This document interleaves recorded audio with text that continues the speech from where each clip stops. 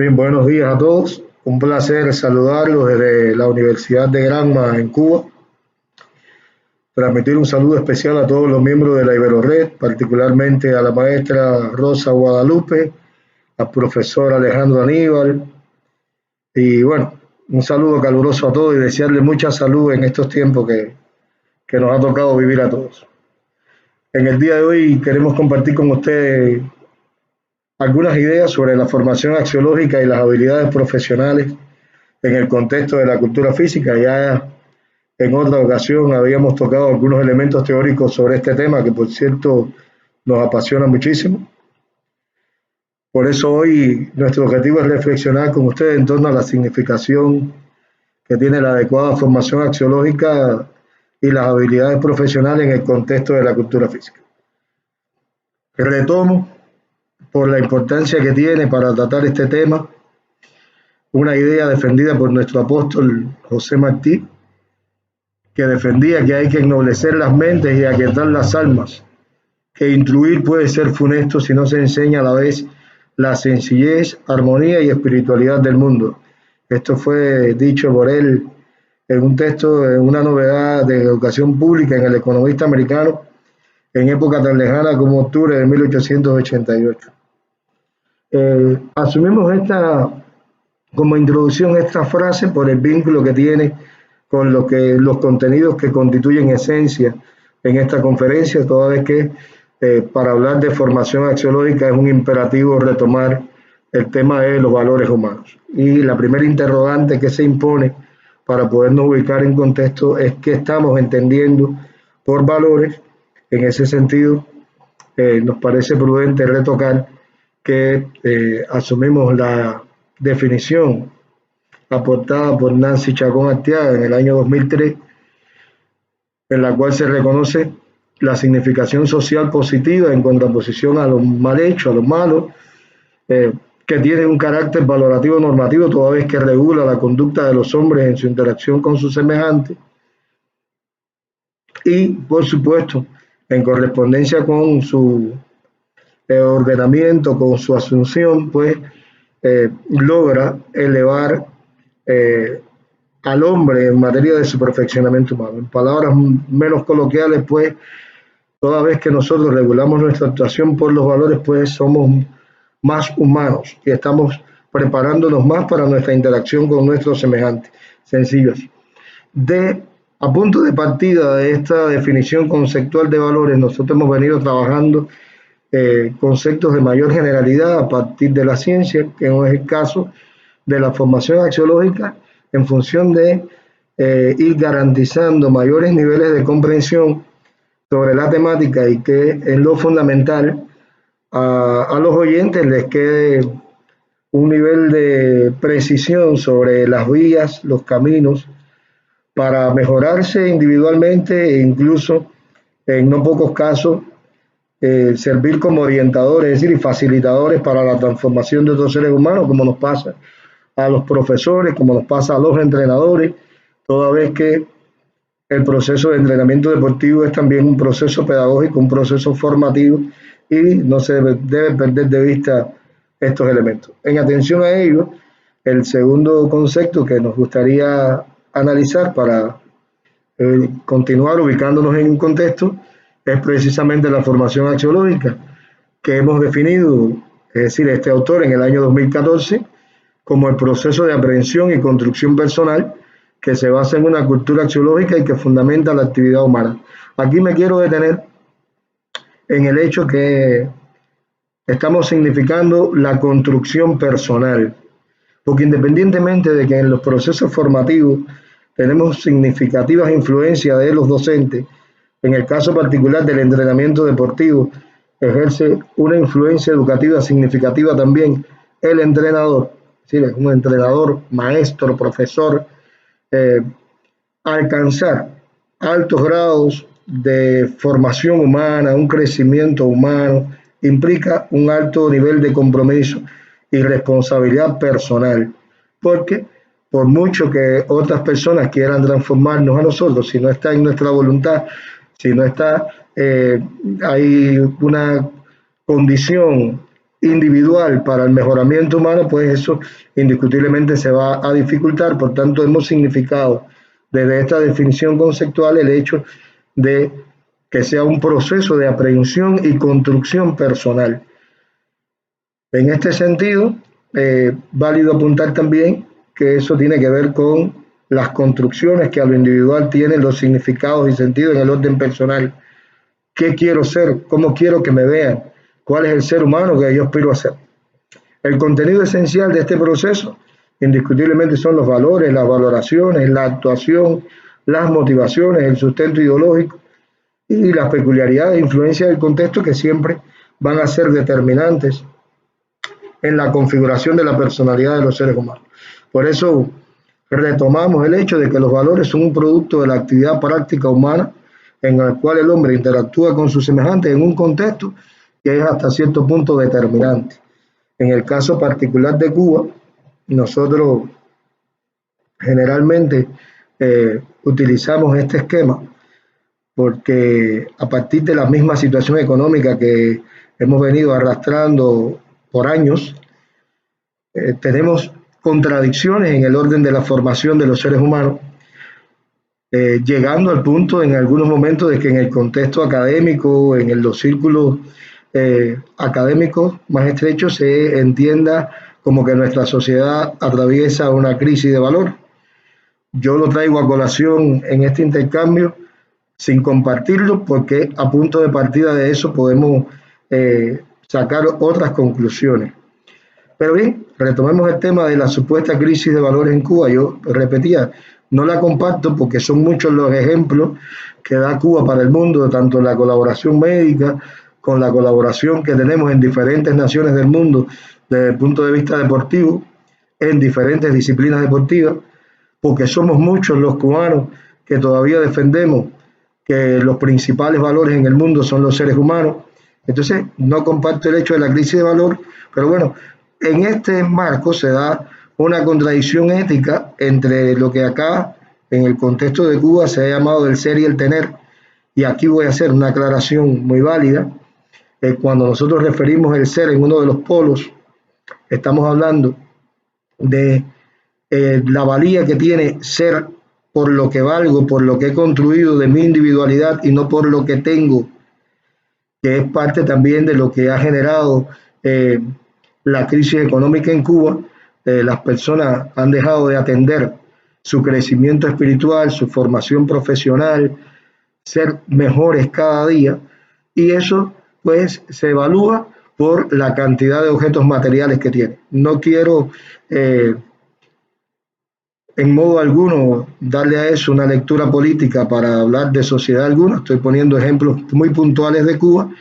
Sin embargo, quiero hacer también la salvedad de que aun cuando en el esquema estamos hablando de tener como expresión de la degradación moral y la pérdida de la dignidad, estamos hablando del contexto cubano, en un contexto de crisis económica.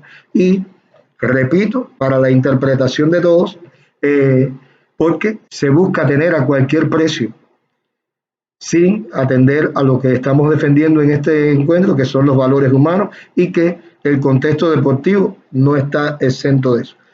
Por ello, a mí también me gustaría significar que en esa relación de ser-tener, nuestros atletas, nuestros entrenadores, nuestros psicólogos deportivos, nuestra comunidad deportiva toda, que no se puede enajenar de la situación de crisis económica que tiene el país, pues da muestra de altísimos valores humanos, da muestra de muchísimo compromiso, y más adelante esas son ideas que vamos a abrir un poco más, toda vez que sin ser los que más tienen, pues dan muestras de entrega, de interés y de altos resultados deportivos que a nosotros pues nos reconforta mucho.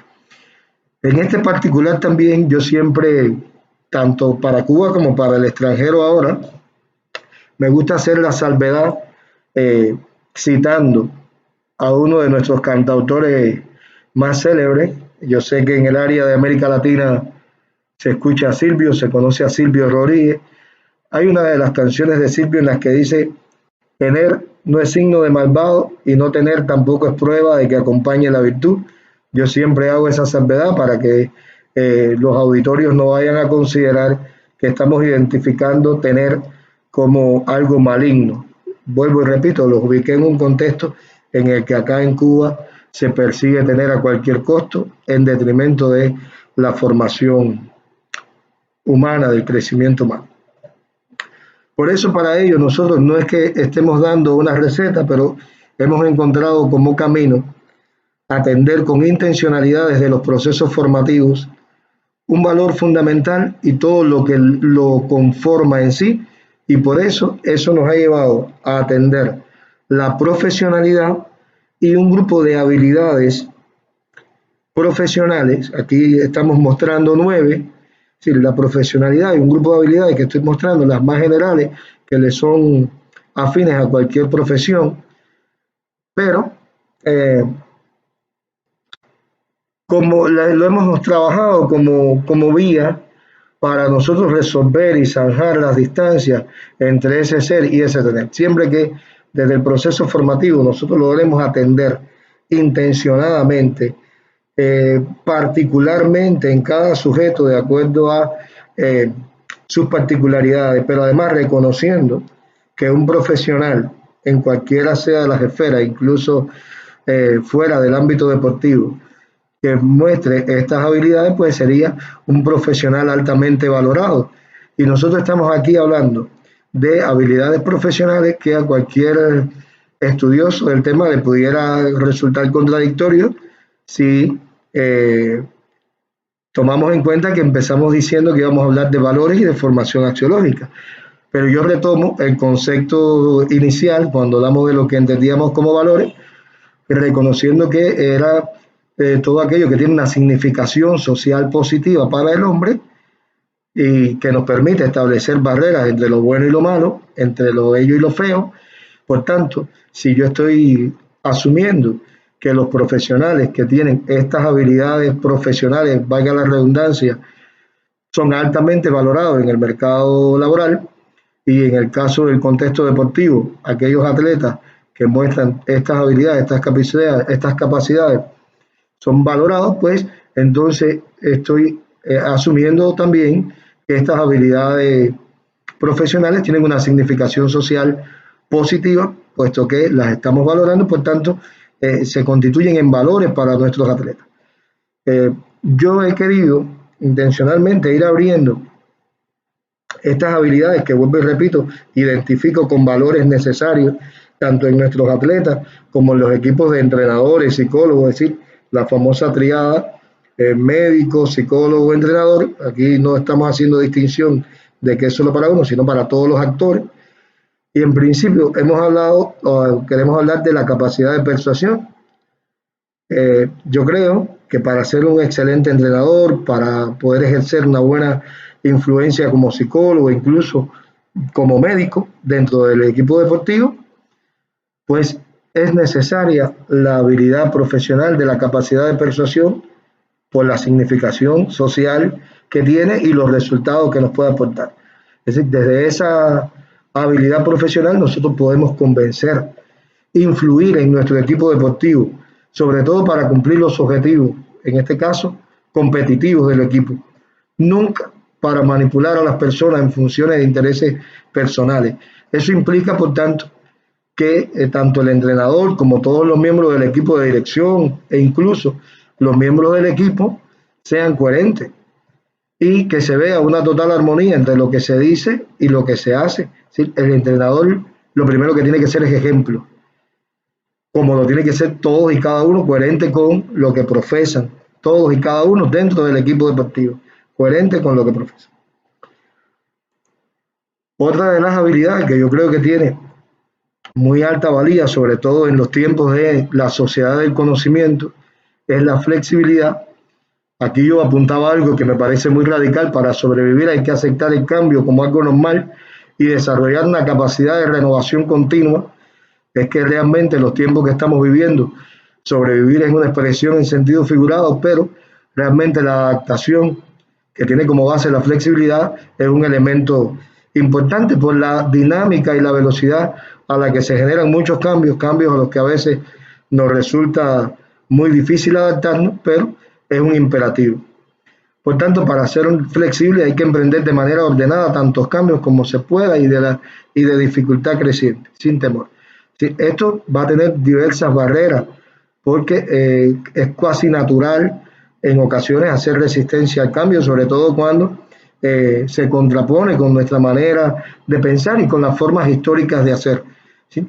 No es errado pensar que no pocos entrenadores con muchos años de experiencia nos digan, yo siempre lo he hecho así, así he tenido resultados, y en ocasiones terminamos negando incluso resultados científicos validados en experimentos valiosos, y nosotros terminamos por negarlo porque llevamos muchos años haciéndolo de esa manera. Entonces, el llamado a la flexibilidad eh, queda para todo y sobre todo para el entrenamiento deportivo. Aquí yo hago una acotación final, que aceptar que el nuevo modelo, por muy bueno que parezca al principio, en algún momento quedará obsoleto. Por tanto, la flexibilidad nos lleva también a dejar las puertas abiertas a que lo que estamos estableciendo hoy como muy bueno, mañana estará viejo y tendremos que disponernos a que sea cambiado también y ser nosotros actores del cambio, sobre todo desde la práctica y desde la teoría. Otro elemento que queríamos apuntar es precisamente la autoconfianza. Autoconfianza que tiene que ver con la postura de nuestros atletas cuando confían en su capacidad para ejecutar con éxito cualquier tarea y saben mantener y defender sus opiniones, porque también no es menos cierto que en ocasiones se dan contradicciones a lo interno de los actores en el equipo deportivo. A las personas con alto nivel de autoconfianza les gusta atreverse a asumir riesgos y perder el miedo de equivocarse. Yo creo que aquí el llamado fundamental está en el hecho de que cuando estemos en la posición de entrenador, no consideremos que tenemos la última palabra. La práctica es una fuente para enriquecer el conocimiento, y llega el momento en que nuestros atletas ya han alcanzado determinados niveles de experiencia que le permiten de manera metacognitiva ir reorientando su desempeño también. A ver, no es que estemos atentando contra el poder que ostenta ser el líder de un equipo de dirección para un equipo deportivo, pero al amparo de los derechos que tiene cada cual a defender su opinión y de participar, pero además de reafirmarse como un ser humano valioso, pues está este elemento de la autoconfianza. Asimismo, podemos hablar de la creatividad. Es el valor para superar el dominio de lo ya existente, con cualidades que han de complementarse con el espíritu creativo. Y esto aquí, el llamado es a no limitar la creatividad, a darle espacio y participación a los seres humanos en el proceso que se construye de manera conjunta. La creatividad está muy relacionada con el número de respuestas que se pueden encontrar a cualquier problema. Esto, por tanto, lo que nos queda desde el entrenamiento deportivo, desde la dirección del equipo deportivo, es estimularlo, reconocer que es una habilidad profesional, que es una habilidad que va a hacer crecer al individuo que está compartiendo con nosotros el proceso formativo, y por tanto lo que nos queda es estimularlo. Igual, pero yo creo que acá igual amerita detenernos un poquito. Otra de las habilidades profesionales muy recurrentes es la empatía. Donde quiera que se trabaje en un equipo con más de dos, la empatía recobra importancia, es una habilidad imprescindible, sobre todo para liderar un equipo deportivo y para tener una relación sin conflicto con los atletas y los superiores. Debe convertirse en un hábito diario, sobre todo porque implica mejorar la escucha activa, estar pendiente de los estados de ánimo, de los estados de opinión, de los puntos de vista de aquellos que se constituyen en líderes dentro del equipo deportivo, porque nos da la medida de por dónde estamos, qué estamos haciendo bien, qué estamos haciendo mal. Y yo creo que lo más importante pues se resume, toda vez que hablamos de la empatía en un equipo deportivo, en tomar las decisiones pensando siempre en las consecuencias personales de tipo emocional que pueda tener en los miembros del equipo.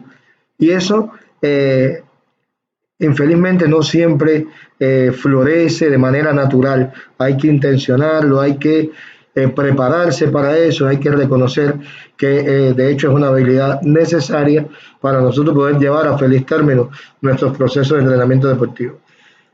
De igual manera hablamos de la facilidad para tomar decisiones que además han de tomarse rápido. En todos los contextos no tenemos los tiempos para meditar en función de una decisión, por tanto las decisiones han de tomarse rápido. ¿Cómo podemos alcanzar la toma rápida de decisiones? Primero, tener bien claros los objetivos que perseguimos para cada una de las competiciones, para cada uno de los eventos, saber qué utilidad tendrá la determinación que vamos a tomar. Sí, hay que ser proactivo, qué consecuencias va a tener información sobre el problema que se quiere solucionar.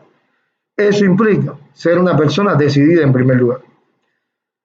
Una buena decisión es fruto siempre de una meditación adecuada. Yo en este aspecto siempre refiero que para ir delante de los demás hay que ver más que los demás. Hay que escuchar más que los demás. Eso nos va a permitir tomar decisiones con calidad y facilitar el alcance de los objetivos que nos propongamos como equipo. El otro elemento es la destreza para comunicar, que como yo decía al principio, es válida para cualquier profesión. Sin embargo, cuando estamos hablando del entrenamiento deportivo, siempre estamos hablando de una relación entrenador-atleta que tiene como base fundamental la comunicación, aún cuando muchos no lo reconozcan. En este aspecto, para nosotros es válido resaltar que los buenos comunicadores se caracterizan por tener la capacidad de iniciar conversaciones con todo tipo de personas. Al entrenador le corresponde. Tenemos entrenadores de todo tipo, tímidos, menos tímidos, más tímidos, muy elocuentes, pero las personas tienen que saber desde el punto de vista metacognitivo, desde lo personal, que para ser un buen entrenador tienen que entrenar sus habilidades para comunicar. El entrenador moderno debe conocer las técnicas de comunicación de cara al público y a públicos diversos, a públicos de todo tipo. De hecho, un entrenador moderno tiene que explotar los principales métodos para la persuasión, la propaganda, el diálogo, la agitación. Tiene que saber en qué momento utilizar cada uno. En este aspecto incluso hemos llegado a apuntar la necesidad incluso de dominar no solo la lengua materna de la nación en la que vivimos. Es imprescindible dominar varios idiomas, porque indiscutiblemente la comunicación es básica, y el deporte moderno, que sobre todo se mueve a base de clubes, va captando el talento en cualquier región del mundo, y infelizmente eso termina siendo un equipo deportivo como la Torre de Babel y con varias lenguas. Por tanto, dentro de esas destrezas para comunicar, pues también incluimos la necesidad de que el entrenador deportivo lo tiene que reconocer para sí. Es una meta individual alcanzar el dominio de las lenguas extranjeras, sobre todo de aquellas que puedan ser emisores de atletas para su equipo. El trabajo en equipo, que es una regla de oro. Aquí yo no me he puesto a teorizar mucho sobre el tema, solo apunto dos cuestiones. Los acuerdos en el seno del equipo han de ser cumplidos y defendidos como propios fuera del grupo. ¿Sí? Estamos hablando de entrenamiento deportivo y siempre, generalmente, eso implica tener un equipo. Por tanto, los acuerdos que se tomen dentro de ese seno hay que respetarlos y asumirlos como propios. Es muy valioso para lograr el trabajo en equipo y que el equipo deportivo funcione de manera armónica, que todo sea opinable y que toda opinión que se emita, sin que estemos hablando de que eso es una organización política con una democracia y al final nadie se ponga de acuerdo porque todo el mundo defiende con fuerza su opinión, pero sí todo es opinable y la opinión de cada cual merece y debe ser analizada, respetada, sobre todo durante el proceso de entrenamiento. Cualquier persona del equipo tiene derecho a defender su posición y el resto tiene la obligación de escucharle de forma activa, de forma respetuosa. Esas son algunas claves dentro del manejo de la habilidad del trabajo en equipo. Y por último, en este caso, pues estamos retomando la capacidad negociadora. Profesionales muy resolutivos ante los problemas a través de la búsqueda de acciones óptimas para resolverlos. Generalmente, cuando hablamos de capacidad negociadora, nos estamos refiriendo a profesionales que son muy respetuosos con el protocolo, con las normativas, así como con las posiciones personales de los otros. Es decir, saben establecer los límites, las barreras, poseen una gran capacidad para expresar, es decir, tienen un lenguaje sencillo que lo pueden ajustar a cualquier auditorio, a cualquier persona, manejan muy bien las ideas, los mensajes, los argumentos y los adaptan, como ya decía ahorita, al nivel del interlocutor que tengan. Y eso es una habilidad muy valiosa en los tiempos actuales donde precisamente no todo el mundo tiene por qué pensar igual. Yo al principio decía que en la relación del ser y el tener, pues nuestros atletas, nuestra comunidad deportiva, había dado muestra de teniendo muy poco, alcanzar históricamente resultados deportivos muy significativos. De hecho, mi opinión personal es que eso también tiene que ver con su formación profesional, con mucha voluntad, con mucho compromiso, con mucha entrega, no solo compromiso con la camiseta, sino con el pueblo, con su país, con su nación, con su identidad. Y para ir concluyendo, creo que la muestra más elocuente pues la tenemos en los recién concluidos eh, Juegos Olímpicos de Tokio, donde a nivel general en Cuba pues se ubicó en el número 14. No olvidemos las ideas iniciales que manejaba de la situación en la que entrenan nuestros atletas, a lo que se suma la situación pandémica que es para todo el mundo, y pues ubicarse en el lugar 14 Cuba, pues es una muestra elocuente de esa profesionalidad, de esos valores, de esa entereza, de esa voluntad, de esa entrega. Y a la derecha de la pantalla pues estamos ubicando la posición de Cuba en Latinoamérica y el Caribe, y eso también pues nos reconforta muchísimo. Y sin chauvinismo de ningún tipo, creo que grosso modo eso tiene que ver con la influencia educativa que se ejerce desde el proceso formativo. Y yo quisiera concluir, después de haber compartido con ustedes estas ideas, con cerrar prácticamente como mismo abrimos, citando a nuestro apóstol José Martí, y yo acá voy a hacer alguna extrapolación, porque en la conclusión apuntaba que al mundo nuevo corresponde la universidad nueva, a nuevas ciencias que todo lo invaden, reforman y minan nuevas cátedras.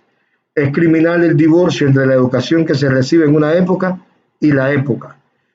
Yo, si bien la frase está refiriéndose al tema de la universidad, lo entendemos como manejo del conocimiento en toda la sociedad, y reconociendo que el entrenamiento deportivo es un proceso pedagógico, es un proceso sujeto a mucha ciencia, a mucho adelanto tecnológico, pues nosotros defendemos a modo de conclusión el hecho de que no se genere un divorcio entre la manera en que estamos preparando a nuestro atleta del siglo XXI, porque tiene que parecerse al siglo XXI, para que no haya un divorcio entre la manera en que preparamos a nuestro atleta y la época en la que le toca vivir a nuestro atleta.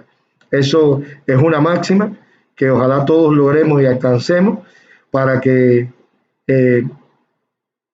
facilitemos el avance y el crecimiento no solo del atleta, sino del ser humano que también es. Con estas palabras, pues, le agradezco a todos la atención. Espero que en alguna medida lo que hemos expuesto, lo que he expuesto aquí hoy, nos sirva, incluso para la crítica, porque la crítica también es parte del crecimiento de las obras. Entonces, pues, muchas gracias a todos.